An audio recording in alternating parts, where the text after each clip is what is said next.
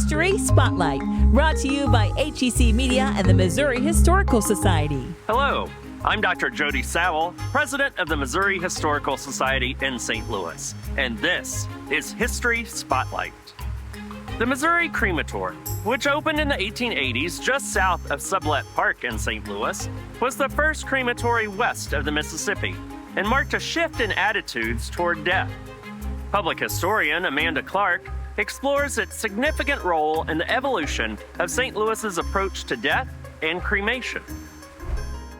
Just to the south of Sublette Park in St. Louis City stands the beautiful and historic Missouri Crematory. When it opened in the 1880s, it was the first crematory west of the Mississippi River, and it reflects shifting social norms surrounding death in the late 19th century. Cremation is an ancient practice and common in many societies throughout the world.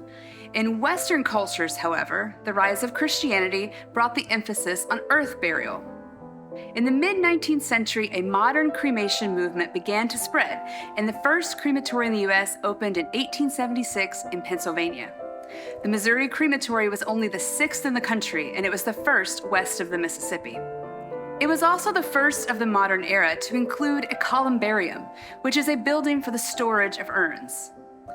As 19th century cities grew larger and larger and deadly diseases made human remains suspect, it became commonplace for cemeteries and their inhabitants to be moved to make way for urban land use. In St. Louis, for example, today's Benton Park was originally used as City Cemetery No. 1.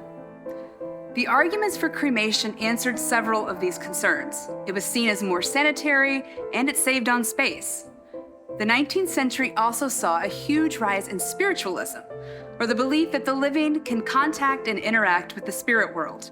This made the body less of an issue. The Missouri Crematory was built by a man named Allen Todd, who unfortunately died before it was ready to use. However, the first cremation to take place was for his daughter, Elizabeth Todd Terry.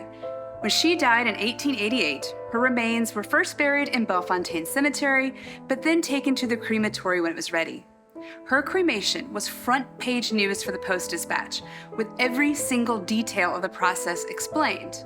This helped remove the veil of mystery around the practice, and the shift in perception began. Today, well over 50% of people choose cremation. Missouri Crematory had several high-profile cremations throughout its history, including Frank James, the brother to the famous outlaw Jesse James. Today, it is being modernized to perform aqua cremation and continues to be a part of St. Louis's death history.